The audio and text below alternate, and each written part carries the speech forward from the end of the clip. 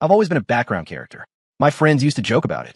Leo, they'd say, whenever there's a crowd, you're like an NPC in a video game. You just blend in, zero presence. And yeah, they were right. I never felt like one of those main characters in a novel, the kind who can bend life to their will. My strategy was simpler. Keep my head down, do the work, and trust that hard work pays off. Some people would mock me for that, saying only naive student types still believe in the gospel of hard work. I never argued. I'm clumsy with words. I just lose. So I focused on my job, content with being a junior associate for the rest of my life. I was happy with my little corner of the world. As long as I made enough to support a family, that was all I needed. I avoided power and office politics like the plague. Even if I was a loser in most people's eyes, my parents would always smile and tell me I was their greatest pride. And that was enough. There was one thing, though, that my family and friends always lamented. I was perpetually single. I don't know why exactly. Maybe it was because I was one of those kids from a small town who did nothing but study for the SATs, so I never developed an interest in the flashy, loud world of the city. The neon lights and nightlife just made me anxious. I was a boring person. Even in college, a time when most people let loose, I didn't have any remarkable experiences. I remember the club recruitment fair, with upperclassmen yelling enthusiastically, "Come join the debate club," or whatever. But when I went to sign up, I saw a panel of these same seniors sitting self-importantly in an empty classroom, interviewing a line of nervous freshmen. Their welcoming attitude had vanished, replaced by a condescending air of judgment. Why the sudden switch from friendly to dismissive? I turned around and walked out. My 4 years passed in a routine haze. Go to class, go back to the dorm, do homework, and occasionally shoot some hoops with my roommate. On graduation day, it hit me that I might have missed out on a lot. I saw the campus queen, the one who always wore white dresses, walking hand in hand with some middle-aged guy, a blissful look on her face. Behind her, you could practically hear the sound of 100 teenage hearts shattering. I was just glad I hadn't been one of the guys who secretly worshipped her. I didn't have the confidence, or the capital, for romance. I always thought falling in love was a serious business. Watching my friends go through messy breakups made me confused and wary of the whole thing. In the end, I was the only one left single. Looking back, it was a bit of shame. Thank God I was given a second chance at life. But right now, something extremely unpleasant was happening. A thing, something like the systems you read about in web novels, was buzzing in my head like a persistent fly. It told me I'd been reincarnated into the world of a novel, and my new identity was the rich, villainous rival. Nice. A rival character meant plenty of screen time, and the key part was rich. But then it told me I had to complete a mission, make the female lead fall for me, in order to survive in this world.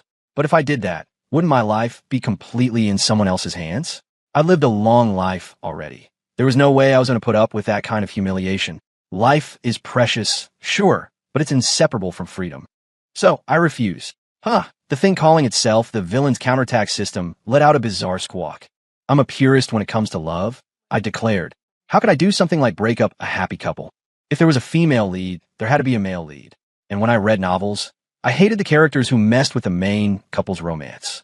Seriously, why are you a villain's counterattack system anyway? Wouldn't a romance support system be better? A sweet, loving relationship has so much potential. Hey system, are you a he or a she? Can you take on a physical form? If you turn into a hot system girl. Ha. I rambled on, my joy at being reborn making me uncharacteristically chatty. You're so annoying. I'm ignoring you. The system's voice faded away. It sounded surprisingly human for an AI. A flash of light, and I was in a luxurious bedroom. I got out of bed and looked around. The room was the size of a large living room.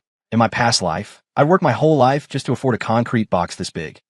Suddenly, a stream of memories flooded my mind, like text from a novel.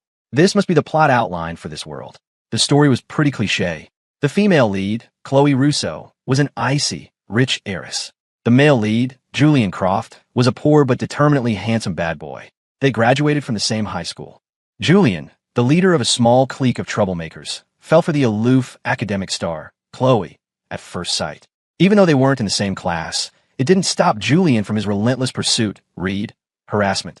Though Chloe avoided him at all costs, the roguish Julian still left a deep impression on her.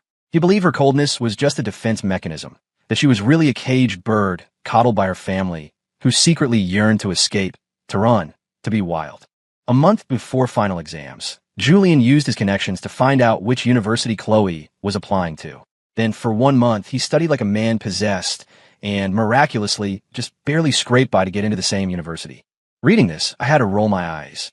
First of all, if the heroine is a rich girl attending an elite private school, why was Julian, who was supposedly dirt poor, even there? Wouldn't a public school have made more sense?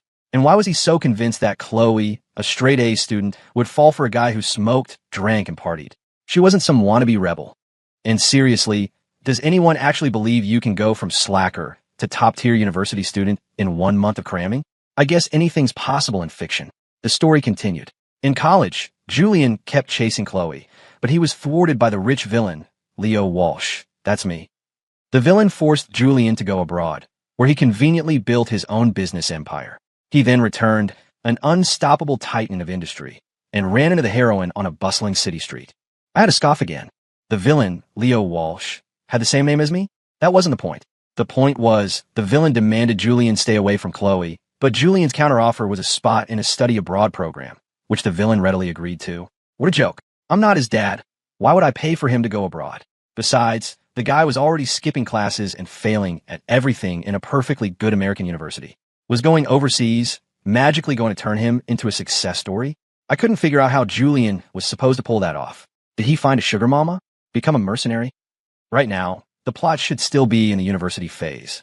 The original me had already cornered Julian, who was getting close to Chloe, and given him 3 days to prepare to leave the country. The reason? Because I was supposedly madly in love with the heroine. Ugh, so boring. Why would I spend my money to send the hero abroad?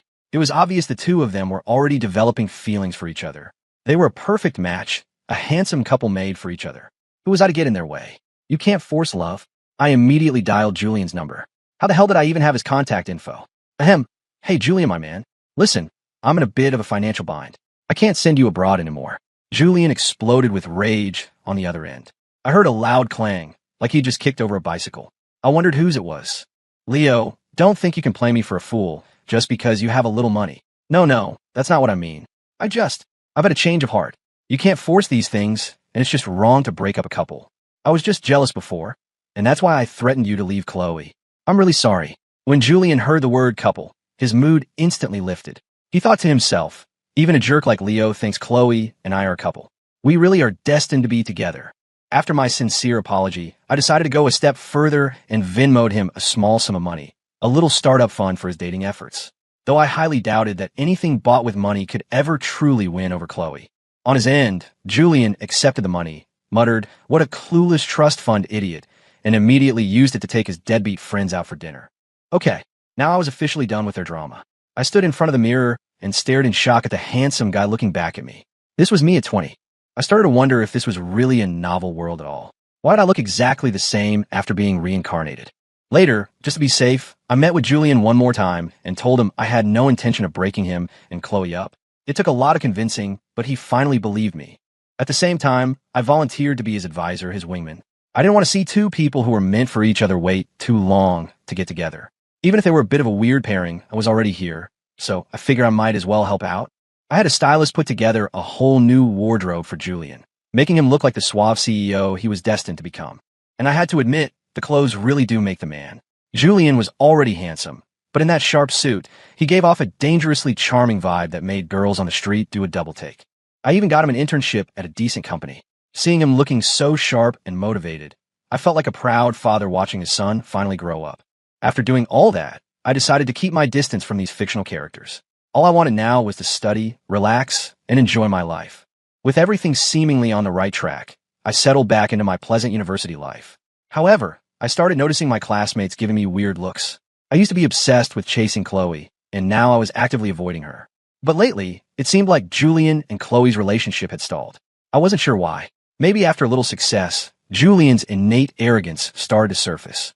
He began saying strange, possessive things to Chloe, like a toxic alpha male from a bad romance novel. Chloe seemed repulsed. I heard that one time, Julian showed up to one of her classes supposedly to audit it, but we all knew what he was really doing.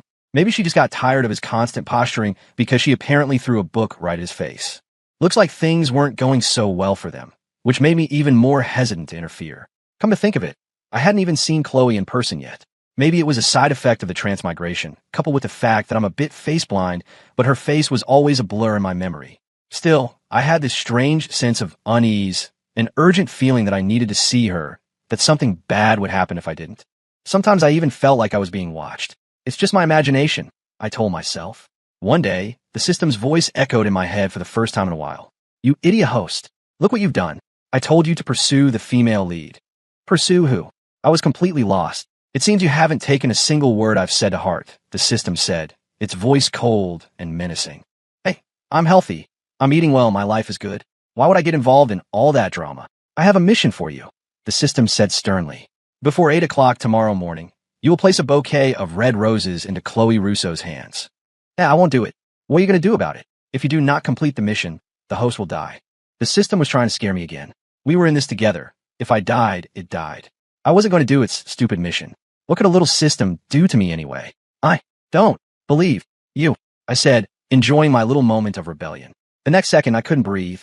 My limbs went limp, and I collapsed to the floor. Just as I was about to lose consciousness, the life-draining sensation finally faded. I gasped for air, my heart pounding in my chest. Dumbass. You believe me now? The system's voice sounded smug. I believe you, system bro. In my mindscape, the villain's counterattack system stood with its arms crossed. It's system sis. Right, system sis. Oomph. System sis. That sounds awful. Call me. Sister. Oh, you have got to be kidding me. Give it an inch, and it takes a mile. Sister. Louder. Sister. I yelled. A girl walking past jumped in terror and ran away, clutching her head. Great. Social suicide. I wore an expression of complete defeat. By the way, respected system, could you maybe give me a picture of Chloe Russo? What do you need a picture for? Oh, I get it. The host is such a pervert. The system teased. I just forgot what she looks like, I said, forcing down my anger.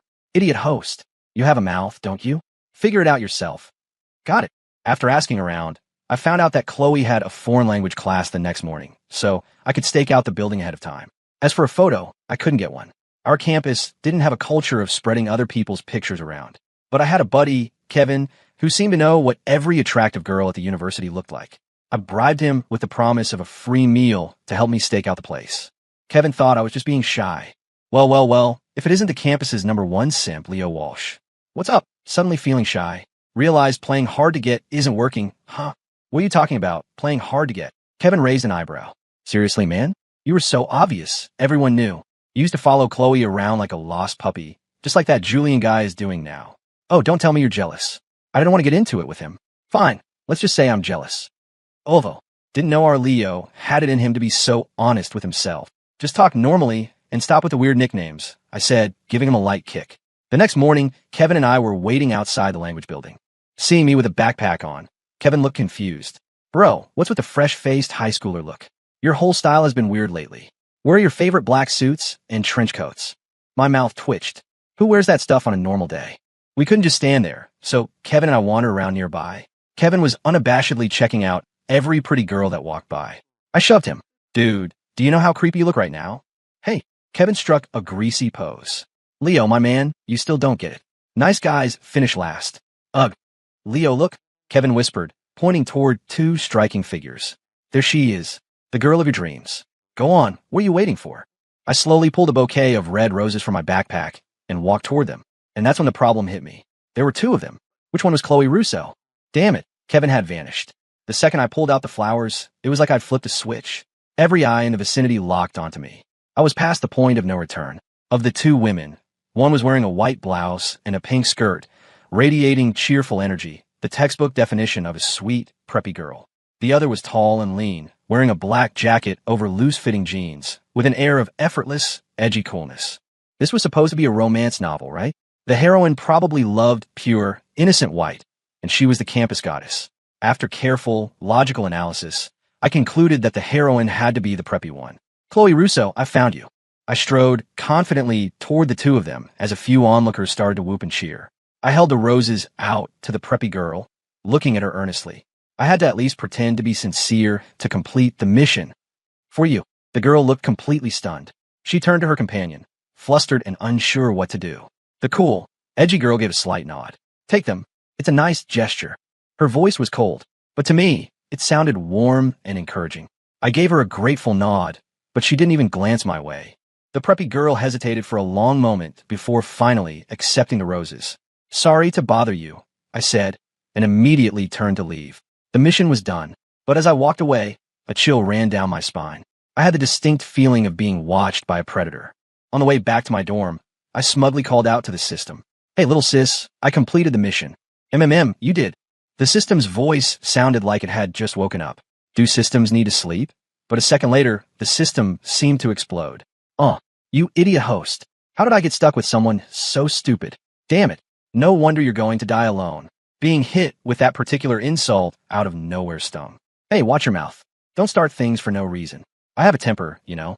You have a nerve to talk? Look what you did. You gave them to the wrong person. You moron host gave the flowers to Chloe's best friend. Wah! The system wailed. Once I understood what had happened, I rubbed my temples in agony. It's not my fault. You never told me what she looked like. The system went silent, as if it had disconnected from me. Thankfully, there was no punishment. That night, I got a text on my phone. Playing hard to get. The contact was saved as Chloe. What was going on? Was this the heroine? How'd I have her number? I don't like it. She sent another message. I didn't reply. At the end of the semester, I joined a seniors project group to prepare for a major tech competition. Coincidentally, both Julian and Chloe were in the same group. That wasn't surprising, though. The senior leading it was a genius, and joining his team was basically a guaranteed spot on the winner's podium. The senior knew my skill level, so my job was mostly drawing diagrams, writing up documentation, and doing other miscellaneous tasks. Julian, on the other hand, had a sharp, creative mind and was always coming up with new ideas. But he seemed to prefer playing the role of a leader, bossing everyone around. Chloe, the cool, edgy girl I'd met before, was incredibly meticulous. She was always the one to spot tiny, critical flaws. She and I were assigned to organize the code together. At first, it was definitely awkward. But once we got into a work rhythm, I tried not to overthink it. Ugh, I'm not a fast thinker, and this wasn't my major in my previous life. The code I'd slaved over had problems, and the simulation wouldn't even run. I was panicking. The project lead just frowned silently. Julian suggested we scrap the whole thing, saying he had a better idea. Defeated, I had no choice but to ask Chloe for help. Chloe shot me an irritated look, but she meticulously went through the code several times and finally fixed the bug. I was so grateful I could have died. I had almost become the team's saboteur. To thank everyone, I bought a huge case of boba for the whole group. Later, a teammate told me that when I saw the program finally run, the way I looked at Chloe was like I was ready to devour her, my eyes shining with an intense light. Was it really that dramatic? Still, Chloe really was a hidden gem. Chloe took the boba, took a sip, and said quietly, I don't like this flavor. What flavor do you want? I'll go buy it. Never mind. The night before the competition, Chloe asked me to dinner, saying she wanted to discuss our final presentation. I didn't really want to go, but she'd saved my neck, so I had to agree. The look Julian gave me could have killed. Chloe arrived wearing a women's pantsuit, her hair tied back in a high ponytail. She looked surprisingly mature and charismatic. She said, Leo, why can't you be more persistent? I nearly jumped out of my skin. I stammered out an apology for my past behavior, and then solemnly declared that I was now a dedicated shipper of her and Julian. I earnestly explained that what she was feeling was just a temporary sense of loss now that her simp was gone, and that she absolutely shouldn't take it to heart. She wasn't listening. She seemed interested in me. What do I do? What do I do? I don't know when it happened, but she'd completely shed her former sweet, girl-next-door vibe and was now this cool, formidable woman. It was making me seriously nervous. Ahem. Actually, I'm a purist when it comes to love. I thought you and Julian were a thing, so now I have this mental block. You can't mess with my principles. Not pure anymore, she said, and then she bit down hard on my lip, her kiss fierce and angry. System communication space. A mature, sophisticated woman playfully pinched the cheek of a younger, pouting girl. So, how's being a villain's counterattack system treating you? Wah, it's all that stupid host's fault. The girl whined, her cheeks puffed out. Oh, honey, maybe you should just stick to being a romance support system. Yes. The girl clenched her little fists. If it weren't for my help, that Leo kid never would have gotten together with the destined female lead so early. Oh, is that so? The sophisticated woman flipped through the pages of the novel, a small, knowing smile playing on her lips as she covered her mouth to stifle a laugh. Original novel ending. Julian Croft walked down the bustling street, a dozen bodyguards in black suits trailing behind him. A woman walking toward him made him stop in his tracks. The woman carried a simple, modest purse and wore a casual dress. She had the gentle air of a doting homemaker, but her stunning beauty was enough to make any young woman passing by feel inadequate. She didn't seem to recognize the man he had become. Chloe. His voice was deep and magnetic. Chloe Russo frowned. Only her family and close friend were allowed to call her that. Julian Croft, he said, his voice heavy with meaning. Chloe simply nodded and continued walking. Julian blocked her path. Have you fallen so far that you have to carry your own bags now? Chloe's expression darkened, but a second later, her face lit up with a brilliant smile at the sound of another voice. Mommy, let's wait for Daddy. A little girl tugged on her hand. Okay, sweetie. Chloe smiled indulgently. Julian froze. Where did that child come from? From behind them, Leo Walsh came jogging up, his arms laden with shopping bags. Honey, sweetie, wait for me. The E&D.